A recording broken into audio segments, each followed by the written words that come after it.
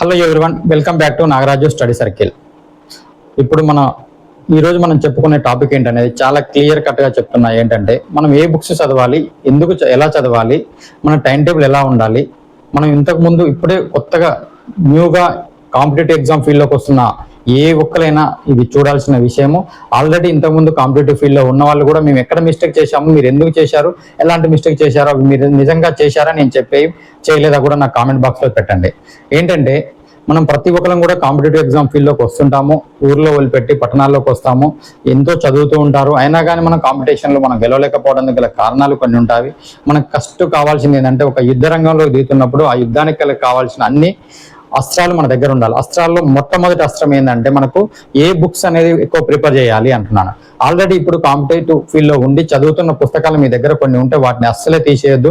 ఖచ్చితంగా అయ్యే చదవండి. ఆ తర్వాత మీరు లాస్ట్ దాకా ఈ వీడియో తింటే మీరు ఇంకా ఏం చేయాలో కొన్ని క్లియర్గా చెప్తాను. ఒక్కసారి చూడాల్సిన విషయం ఏంటంటే నేను మీలాంటి ఒక విద్యార్థి దశ నుంచే వచ్చినాను. ఇప్పుడు ఒక ఉద్యోగంలో ఉన్నాను. కానీ బట్ ఏంటంటే నాకు పేదవారి యొక్క ఇబ్బంది ఏందో తెలుసు, మధ్యతరగతి వాళ్ళ ఇబ్బంది ఏందో తెలుసు, వాళ్ళ పరిస్థితి ఏందో తెలుసు. మనము పట్టణాలకు ఎన్ని ఖర్చులు అయితే తెలుసు, అన్ని ఖర్చులు కూడా మీరు భరిస్తూ దిగమింగుతూ ఒక యుద్ధమే చేస్తున్నారు, ఒక పోరాటం చేస్తున్నారు, ఒక యుద్ధ రంగంలో దిగి కాంపిటేటివ్ అనే ఒక యుద్ధ రంగంలో దిగారు అంటే మీరు చాలా ధైర్యవంతులు. ఈ ధైర్యాన్ని ఎక్కడ కూడా పోగొట్టుకోకండి. ఇదే ధైర్యంతో ముందుకు వెళ్ళి ఖచ్చితంగా మీరు విజయం సాధించాలనే ఉద్దేశంతో ఈ వీడియో మీకోసం తీస్తున్నాను. ఎందుకంటే మనం కాంపిటేటివ్ ఎగ్జామ్లు చదివేటప్పుడు చాలా మంది ఇప్పుడు కొత్తగా వచ్చిన వాళ్ళైతే ఇప్పుడే ఏ బుక్స్ కొనకపోతే ఖచ్చితంగా ఈ బుక్సే తీసుకోండి అని చెప్తాను నేను. ఒకవేళ మీ దగ్గర ఏమైనా బుక్స్ ఉండి మీరు ప్రిపేర్ అవుతూ ఉన్నారనుకో అయ్యే పుస్తకాలు చదవండి. ఇప్పుడు నేను చెప్తున్నాను కాబట్టి ఈ పుస్తకాలు చదివితే ఉద్యోగం వస్తుందని నేను ఏం చెప్పను, బట్ ఈ బెస్ట్ గా అనిపిస్తాయి ఈ బుక్స్ చదువుకోండి. ఇప్పుడు కొత్తగా వచ్చిన వాళ్ళైతే ఒక్కసారి చూడండి, best books for the competitive warriors.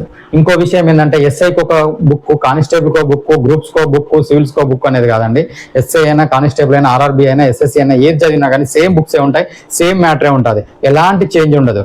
మన వీడియోస్తో చెప్తున్న విషయం ఏంటంటే నేను ప్రతి ఒక్కరు చెప్తున్నాను, ఆర్థమెటిక్ రీజనింగ్ చేసేటప్పుడు కాన్సెప్ట్ నేర్చుకోండి అని చెప్తున్నాను. నేను చెప్పే క్లాసులలో ప్రతి కాన్సెప్ట్ కూడా చాలా క్లియర్గా ఉంటుంది అనేది మీకు తెలిసిన విషయమే. అది మళ్ళీ నేను చెప్పే మీకు ఇబ్బంది పెట్టాల్సిన అవసరం లేదు. Best books for competitive warriors. మీరందరూ ఆల్రెడీ ధైర్యంగా యుద్ధంలోకి దిగారు, కాంపిటేటివ్ యుద్ధం.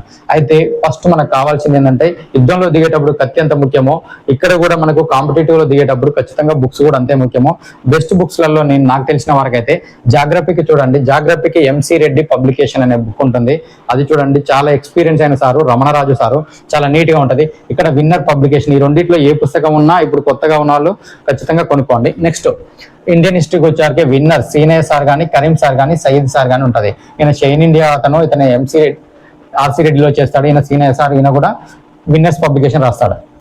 తెలంగాణ హిస్టరీ లేదా కల్చర్ కు పిఎన్ఆర్ పబ్లికేషన్ అని ఉన్నది. అది కూడా నీట్ గా ఉంటుంది, స్వీట్ అండ్ షార్ట్ లాగా అవపడుతుంది. తెలంగాణ మూమెంట్ కు వి ప్రకాష్ సార్ బుక్లు అన్ని చూడటానికి అది పెద్దగానే అనిపిస్తుంది, కానీ ఒక స్టోరీ రూపంలో ఉంటుంది. మీరు చదువుకుంటూ పోతే ఒక కథలాగా అనిపిస్తుంది కాబట్టి అసలు మర్చిపోవడానికి వీలుండదు, చాలా నీట్ గా అవపడుతుంది. ఇంకోటి చూడండి, ఇండియన్ ఏపీ హిస్టరీకి మాత్రం పిఆర్ రావు అని చాలా మంది వింటున్నారు. నాకు కూడా అంత పెద్ద దాని మీద గ్రిప్ లేదు, అయినా చాలా మంది విన్నంగా చెప్తే నేను విన్నాను. పిఆర్ రావు అని చెప్పారు. ఎందుకంటే ఏపీ మిత్రులను అడిగితే మీరు ఏపీ హిస్టరీకి ఏ బుక్స్ ఎక్కువ మంచిగా ఉంటుంది అని అడిగితే సార్ పిఆర్ రావు అయినా కానీ, విన్నర్ పబ్లికేషన్ అయినా మంచిగా ఉందని చెప్పారు. ఓకే, నేనైతే సజెషన్ చేస్తున్నాను. ఇండియన్ పాలిటీ గురించి వస్తే కృష్ణప్రదీప్, కృష్ణారెడ్డి, లక్ష్మీకాంత్కి ఇంగ్లీష్ మీడియం వాళ్ళు అయితే సజెషన్ చేస్తాను. ఇక కృష్ణారెడ్డికి చాలా బాగుంటుంది బుక్, ఇదైనా కృష్ణప్రదీప్ కూడా చాలా బాగుంటుంది. ఇంకా రఘురామ్ సార్ ఉన్నారు, ఇంకా చాలా మంది ఉన్నారు. మీ దగ్గర వేరే పుస్తకం ఉంటే అసలు మీరు దాన్ని పక్కన పడేయమని నేను అస్సలే చెప్పను. అది ఉన్నది మీరు క్లారిటీగా చదవండి. ఇండియన్ ఎకానమీకి వస్తే Chiranjeevi sir, Vijay sir 3-in-1 winners అనేది కూడా ఉంది, అదైనా తీసుకోండి. బట్ ఎస్ఏ కానిస్టేబుల్ చదివే వాళ్ళు అసలు ఎకానమీని ఇంత పెద్ద పుస్తకాలు చదవాల్సిన అవసరం లేదని నా ఒక ఉద్దేశము. జస్ట్ ఏం చదవాలి అనేది నేను క్లియర్గా చెప్పే విషయం ఏంటంటే ఎస్ఐ కానీ, కానిస్టేబుల్ కానీ చదివే వాళ్ళు మనకు బడ్జెట్ వస్తుంది. బిఫోర్ బడ్జెట్ వచ్చినా కానీ సోషియో ఎకానమీ సర్వే ఉంటుంది. ఆ సోషియో ఎకానమీ సర్వేని క్లారిటీగా చదవండి. ఓకే, తర్వాత కరెంట్ అఫైర్స్ వచ్చి జనరల్ సైన్స్ ఉంది. జనరల్ సైన్స్ విన్నర్ పబ్లికేషన్ అయినా, ఎంసీ రెడ్డి పబ్లికేషన్ అయినా చాలా సీనియర్ ఉన్నారు, చాలా నీట్ గా ఉంటుంది. అందులో కూడా ఏదైనా ఈ రెండిట్లో ఏదైనా ఒకటి ఉన్నా చదువుకోండి. ఇంకా మీ దగ్గర ఏది ఉన్నా కానీ దాన్ని మిస్ చేసుకోకండి. కరెంట్ అఫైర్స్ అంటే విజేత కాంపిటీషన్ కానీ, షైన్ ఇండియా కానీ, వివేక్ కానీ ఏదైనా తీసుకోండి. ఎవ్రీ మంత్ కరెంట్ అఫైర్స్ ఖచ్చితంగా ఫాలో అవ్వండి. ఆ కరెంట్ అఫైర్స్ యొక్క ఎంత ఎఫెక్టివ్ గా పనిచేస్తుంది అనేది మీకు చాలా ఎఫెక్టివ్ గా పనిచేస్తుంది. ఎందుకంటే ఈ కరెంట్ అఫైర్స్ అనేది ఇక్కడ జిఎస్ టాపిక్లు అన్నిట్లో కూడా యూజ్ అయ్యే టాపికే. ఎక్కడైతే కరెంట్ అఫైర్స్ లో నీకు గనక జిఎస్ సంబంధించిన ఒక లింక్ వచ్చిందంటే ఖచ్చితంగా జిఎస్ టాపిక్లోకి వెళ్ళి అక్కడ చదివి ఇక్కడ చదవండి. ఆ రోజు మీ కరెంట్ అఫైర్స్ లో మీరు బిట్టుకోవడానికి ఆస్కారం ఉండదు. జనరల్ ఇంగ్లీష్కి వస్తే ఎస్ పబ్లికేషన్ అనేది నేను డిఎస్సికి చదివేటప్పుడు చదివాను, చాలా నీట్ గా ఉంది, అది ఒకటి మీరు ప్రిపేర్ చేసుకోవచ్చు. ఆ తర్వాత ఆర్థమెటిక్ అండ్ రీజనింగ్ అంటారు. ఆర్థమెటిక్ అండ్ రీజనింగ్ అంటే మీరు ఎక్కడో ఒక కోచింగ్ అయితే తీసుకొని ఉంటుంటారు. ఆర్థమెటిక్ రీజనింగ్ ఖచ్చితంగా ఒకసారి కోచింగ్ అయితే తీసుకోండి. బట్ ఒక కోచింగ్ తీసుకోండి, ఆ కోచింగ్ ని మళ్ళీ ఇంకొకటి మళ్ళీ ఇంకొకటి తీసుకోకండి. అది మాత్రం చాలా మంది మిస్టేక్ చేస్తారు. ఎందుకంటే నాకు ఇప్పుడు నేను చెప్పే విషయం ఏంటంటే ఆర్థమెటిక్ రీజనింగ్ చాలా మంది పొరపాటు చేసి ఉంటారు, చేశారో చేయలేదో కూడా కామెంట్ చేయండి. ఆర్థమెటిక్ రీజనింగ్ లో ఒక ఇన్స్టిట్యూట్ పోతారు చాలా మంది పిల్లలు. ఆ ఇన్స్టిట్యూట్ పోయాక మళ్ళీ మా సార్ చెప్పట్లేదంట, మా సార్ ఇంకో ఫ్రెండ్ ఉంటాడు మనకి, ఆ ఫ్రెండ్ ఉండే మా సార్ కథనా చెప్తుంటారు షార్ట్ కట్స్ అని అంటారు. మళ్ళీ ఆ సార్ కాడికి పోయి నేర్చుకునే వాళ్ళని కూడా కొంతమందిని చూశాను.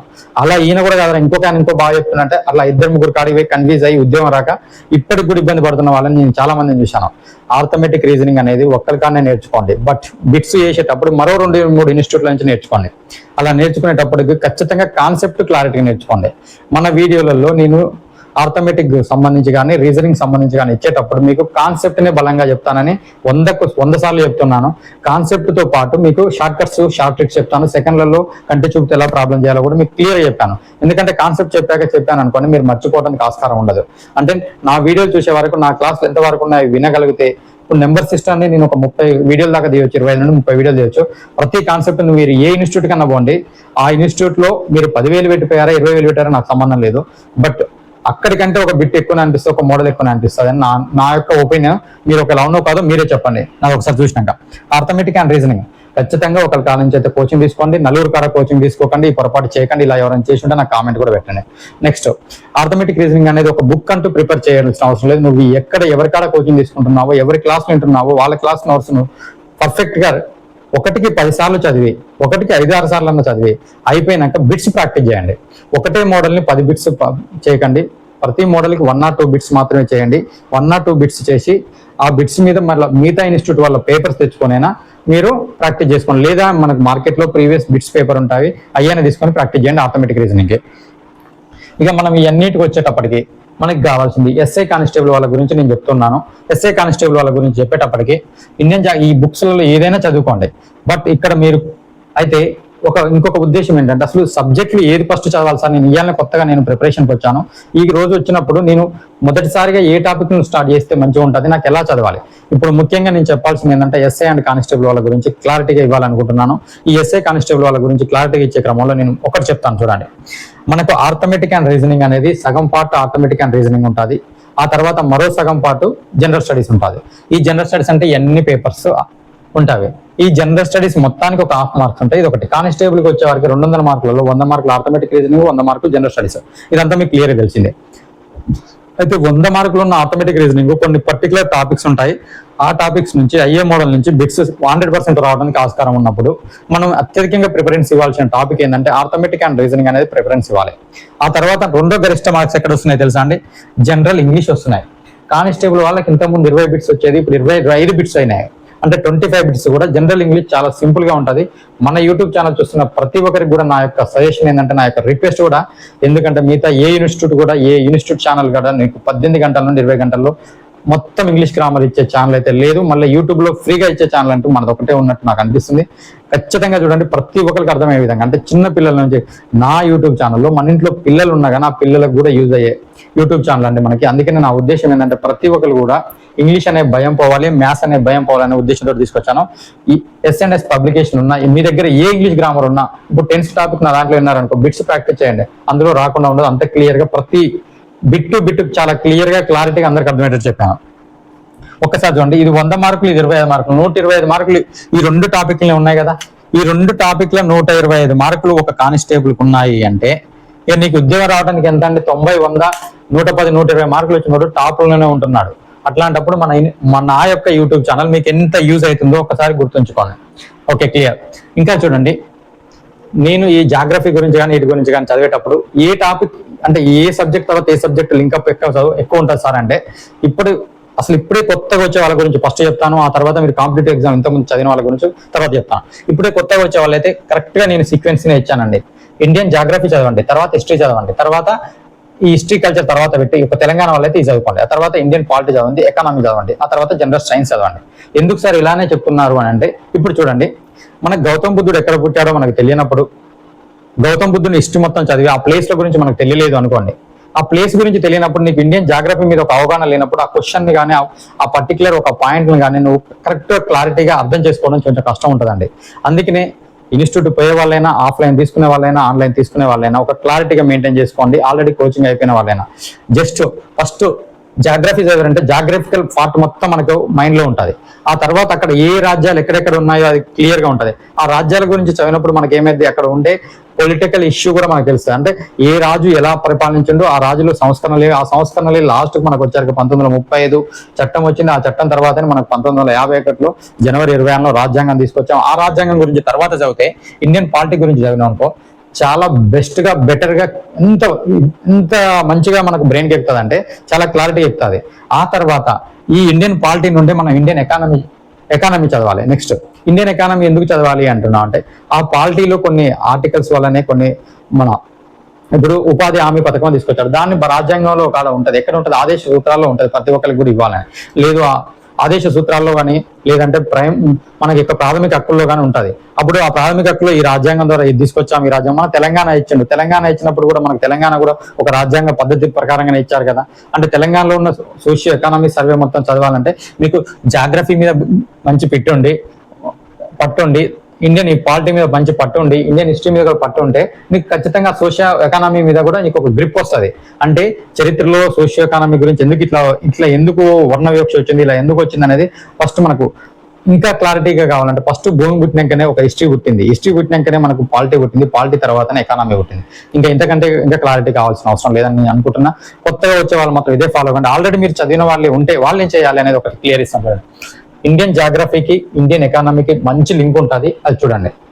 ఎప్పుడైనా ఇండియన్ జాగ్రఫీకి ఇండియన్ ఎకానమీకి ఎందుకంటే ఇక్కడ వ్యవసాయం ఉన్నప్పుడు ఇక్కడ కూడా వ్యవసాయం ఉంటుంది, ఇక్కడ నీటిపారుదల ఉన్నప్పుడు ఇక్కడ నీటిపారుదల ఉంటుంది, ఇక్కడ జనాభా ఉన్నప్పుడు ఇక్కడ జనాభానే ఉంటుంది. కాబట్టి చాలా క్లియర్ గా జాగ్రఫీ అండ్ ఇండియన్ ఎకానమీని ప్లాన్ చేసుకొని చదవండి. ఆ తర్వాత హిస్టరీ కోసం చదివేటప్పుడు, ఇండియన్ హిస్టరీ చదివేటప్పుడు ఏపీ హిస్టరీ కానీ తెలంగాణ హిస్టరీ కానీ చదవచ్చు. ఎందుకంటే ఇండియన్ హిస్టరీలో అక్కడ ఎవరు పరిపాలిస్తున్నారు, ఇప్పుడు ఏపీ హిస్టరీ అక్కడ, తెలంగాణ హిస్టరీలో ఎవరు పరిపాలిస్తున్నారని ఆల్రెడీ చదివిన వాళ్ళ గురించి చెప్తున్నాను. ఇక తెలంగాణ మూవ్మెంట్ అంటే స్పెషల్, దాన్ని ఎలా చదివినా మీరు అర్థం చేసుకోవచ్చు. ఎందుకంటే మన కళ్ళ ముందు జరుగుతున్న విషయాల గురించి అవి ఉంటాయి. ఆ తర్వాత ఇంకా మనకేం కావాలి, జనరల్ సైన్స్. జనరల్ సైన్స్ అనేది ఏంటి, మనకు అతి తక్కువ మార్కులు వస్తున్నది టాపిక్ అది. అందులో జనరల్ సైన్స్ లో biology, physics, chemistry, science and technology ఉంటుంది. ఈ సైన్స్ అండ్ టెక్నాలజీలో అత్యధిక మార్కులు వస్తున్న టాపిక్ ఇది డైనమిక్ టాపిక్. ఎందుకంటే సైన్స్ అండ్ టెక్నాలజీలో వస్తున్న నూతన పోకడలన్నీ కూడా కరెంట్ అఫైర్స్ లో లింక్ అప్ అయి ఉంటాయి. ఈ కరెంట్ అఫైర్స్ ఎంత మంచిగా ఫాలో అయితే అంత మంచిగా ఉంటుంది. ఇక కరెంట్ అఫైర్స్ గురించి చెప్తే ఈ విజేత కాంపిటీషన్, షైన్ ఇండియా ఏదో ఒకటి చదవండి. రెగ్యులర్ గా ఏదైనా న్యూస్ పేపర్ లో కాలమ్స్ వస్తాయి చూడండి, ఆ కాలమ్స్ చదవండి. ఆ కాలమ్స్ లో ఖచ్చితంగా బర్నింగ్ టాపిక్స్ వస్తాయి. ఆ బర్నింగ్ టాపిక్ నుంచి నువ్వు ఒక నోట్స్ రాసుకోగలిగితే నిన్ను మించినోడు ఉండడు, నీకంటూ పోటీ ఇంకొకరు రారు. అది 100% చెప్తున్నాను. కరెంట్ అఫైర్స్ లో విజేత కాంపిటీషన్ అండ్ షైన్ ఇండియాతో పాటు రోజు ఒక న్యూస్ పేపర్ చదవండి. అందులో బర్నింగ్ టాపిక్స్ ఉంటాయి, ఆ బర్నింగ్ టాపిక్స్ గురించి చదవండి.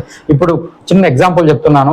బీహార్ లో ఎలక్షన్ జరుగుతున్నాయి, ఆర్జేడీ ఉంది, జేడీయూ ఉంది, ఆ బీజేపీ ఎవరితోటి పొత్తు పెట్టుకుంటుంది, అసలు అక్కడ ఎస్ఐఆర్ అనేది ఏంటిది, ఆ ఎస్ఐఆర్ మీద రాహుల్ గాంధీ ఏం చేస్తున్నాడు, ఎందుకు దీక్ష చేస్తున్నాడు, ఎందుకు యాత్ర చేస్తున్నాడు అనేది దాని గురించి రావాలంటే, క్లియర్ గా నేర్చుకోవాలంటే ఏం చేయాలి, మనము కరెంట్ అఫైర్స్ ఇష్యూని చదువుకోవాలి. ఈ కరెంట్ అఫైర్స్ ఇష్యూ కరెక్ట్ క్లారిటీగా చదువుకున్న వాడు ఖచ్చితంగా విజేతగా నిలుస్తాడు అనేది నా యొక్క ఒపీనియన్. ఎందుకంటే కరెంట్ అఫైర్స్ చదువుతున్నావంటే నువ్వు జనరల్ సైన్స్ లో సైన్స్ అండ్ టెక్నాలజీ చదువుతున్నట్టే, ఎకానమీలో కూడా నీకు ఎకానమీ అనేది, పాలిటీ అనేది డైనమిక్ టాపిక్స్ అవి కూడా కరెంట్ అఫైర్స్ డైలీగా మనకు ఇప్పుడు హైకోర్టు గురించి కానీ, సుప్రీంకోర్టు గురించి కానీ, ఎంపీల గురించి కానీ, ఎమ్మెల్యేల గురించి కానీ, మన కాడున్న ప్రతి ఒక్కటి కూడా ఒక ఆర్టికల్స్ గురించి ఏది చదివినా కానీ మనకు కరెంట్ అఫైర్స్ తో లింక్ ఉంటుంది. ఆ కరెంట్ అఫైర్స్ లో లింక్ ఉన్న ప్రతి టాపిక్ ఏంటంటే, అందుకని కరెంట్ అఫైర్స్ రెగ్యులర్ గా రోజు ఒక న్యూస్ పేపర్ చదవండి. ఈ విజేత కాంపిటీషన్, షైన్ ఇండియానా, వివేకానంద, మీ దగ్గర ఏది ఉంటే చదువుకోండి. నేను ఇదే చదవాలని చెప్పను. ఈ పుస్తకాలు ఉంటే ఇవే ఉండాలని నేను చెప్పట్లేను. ఏ పుస్తకం ఉన్నా నీ దగ్గర పుస్తకాలు క్లారిటీగా చదివి ఆ తర్వాత మీరు చేయాల్సిన ఇంకొక విషయం ఏందో తెలుసా అండి, ఏ పుస్తకం కూడా 100% మార్క్స్ అయితే రాదు. అది గుర్తుంచుకోవాల్సింది ప్రతి మిత్రుడు కూడా. ఇంకా మీరు చేసే కొన్ని పొరపాట్లు ఏందో తెలుసా అండి, నీ పక్కన సయ్యద్ సార్ బుక్ ఉందనుకో, ఇంకొకరి పక్కన కరీం సార్ బుక్ ఉందనుకో, ఇంకొకరి పక్కన విన్నర్ బుక్స్ ఉందనుకోండి. ఏ బుక్ ఉంటే అందులో ఏదో ఒక బిట్ ఇంకా ఈ బుక్ లో ఉండదు, ఏదో ఒక బుక్ ఈ బుక్ లో ఉండదు. ఈ పొరపాట్లు చేసి అబ్బా ఈ బుక్ బాగాలేదురా అని ఆ బుక్ పక్కన పెట్టి ఈ బుక్ చదువుతారు. ఎప్పుడు అలాంటి చదవకండి. మీకు ఏదైనా ఒక బిట్ ఎగస్ట్ అవ్వకపోతే మీ పేపర్ ఒక నోట్స్ లో రాసుకోండి. ఒకటే ఒక నోట్స్ పెట్టుకోండి. ఆ నోట్స్లో ఇండియన్ హిస్టరీలో ఏదన్నా నీ కొత్త బిట్ అవ్వబడితే నీ పుస్తకంలో ఏంటంటే రాసుకోండి. ఇండియన్ పాలిటీలో ఏదైనా కొత్త బుక్ అవ్వబడితే రాసుకోండి. మీ దగ్గర ఏ బుక్ ఉంటే ఆ బుక్ చదవండి. ప్రతి ఆథర్ కూడా చాలా నీట్గా రాయాలని వాళ్ళ ఫుల్ ఎఫర్ట్స్ పెట్టే రాస్తాడు. ఏ టీచర్ కూడా ఎఫర్ట్స్ తక్కువ పెట్టి రాయడు. బుక్ రాస్తున్నాడంటే చాలా ఎఫర్ట్స్ పెట్టి రాస్తాడు. ప్రతి బుక్ లో మ్యాటర్ ఉంటుంది, మ్యాటర్ లేని బుక్ అంటూ ఉండదు. మీ దగ్గర ఏ బుక్ ఉంటే ఆ బుక్ ఫాలో కండి. ఇంకా మీకు కొంత టైం ఉంది అంటే ఖచ్చితంగా తెలుగు అకాడమీ పుస్తకాలు తీసుకొని ఖచ్చితంగా చదవండి. ఆ చదివి మీరు తెలియకుండానే మీకు చాలా జ్ఞానం పొందుతారు ఆ తెలుగు అకాడమీ పుస్తకాలు. ఒక స్టోరీ రూపంలో ఉంటుంది, ఆల్రెడీ మీరు ఒక సీక్వెన్స్ లో చదివి ఉంటారు. ఫస్ట్ ఈ పుస్తకాలు చదివాక మీకు టైం ఉంటే తెలుగు అకాడమీ పుస్తకాలు చదవండి. మీ బిట్టు ఎక్కడికి పోదు, మీ మార్క్ ఎక్కడికి పోదు, మీ ఉద్యోగం ఎక్కడికి పోదు. మిత్రులందరికీ చెప్పేది ఒకటే, పిలిస్తే రాని చుట్టం కూడా గెలిస్తే నీ ఇంటికి వస్తాడు మిత్రమా. ఒక్కసారి గెలిచి చూడు, ఆ గెలుపు రుచి ఏందో నువ్వు చూశాక మరొక్కసారి వెనకడిగేయవు. మీరందరూ విజయం సాధించాలని, మీకు అంతా మంచి జరగాలని మనస్ఫూర్తిగా కోరుకుంటున్నాను. మీ నుండి నేను కోరుకునే ఒకే ఒక మోరల్ సపోర్ట్ మీ నుండి ఒక లైక్, ఈ వీడియోని షేర్ చేయడమే. Thank you and all.